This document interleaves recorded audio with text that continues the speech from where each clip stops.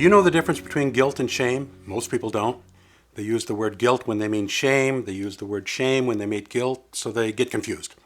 Well, let me explain to you the difference. Guilt is about what you did. Shame is about who you are. Guilt is the bad feeling you have for having gone too far and done something you should not have done. Shame is the bad feeling about yourself for not having gone far enough. 2 Corinthians 7 tells us that godly sorrow brings repentance that leads to salvation and leaves no regret, but worldly sorrow brings death. Now, I know Paul is talking about the kind of guilt that leads us to God, but he's also explaining to us that there are two kinds of guilt. The first kind of guilt is called godly guilt or healthy guilt, and that guilt is based on love. That guilt is the bad feeling you have that makes you want to make amends when you realize that someone who loves you has been hurt by you. That's healthy guilt. And even the most guilt-prone people among us don't have a lot of psychological problems if they're experiencing healthy or godly guilt. But there's a second kind of guilt that's called neurotic guilt.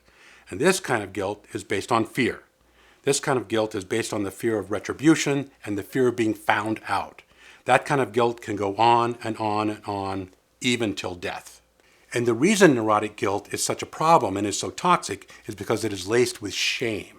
Now, shame is the feeling that you're unworthy of love. Shame makes you feel defective, like you don't belong, and it's as if you're going to be rejected.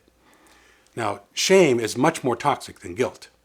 Psalms 139 tells us that you are fearfully and wonderfully made. Shame is believing the lie that that's not true. Now, let me give you an example of how this gets confusing.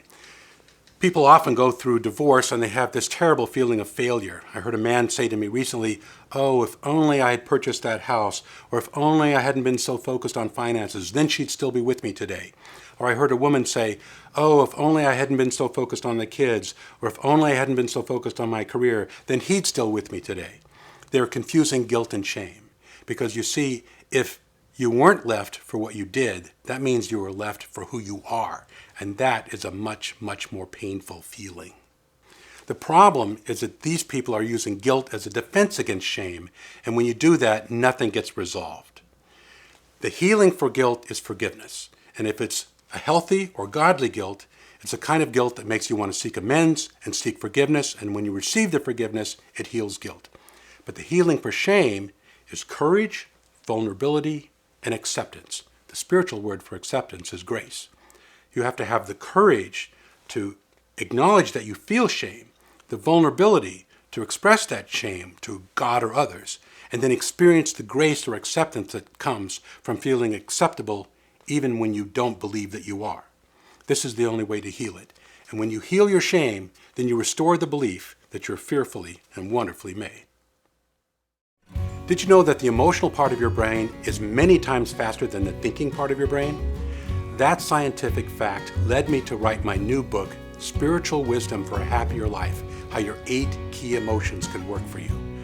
I'm very excited to let you know that Revell is bringing that book here to the United States and publishing it in English because it has already been published in other languages and sold about 250,000 copies already. I believe that if you can harness the power of those 8 key emotions, you're going to live a fuller and richer life and be able to be, in a more complete way, the person that God has created you to be.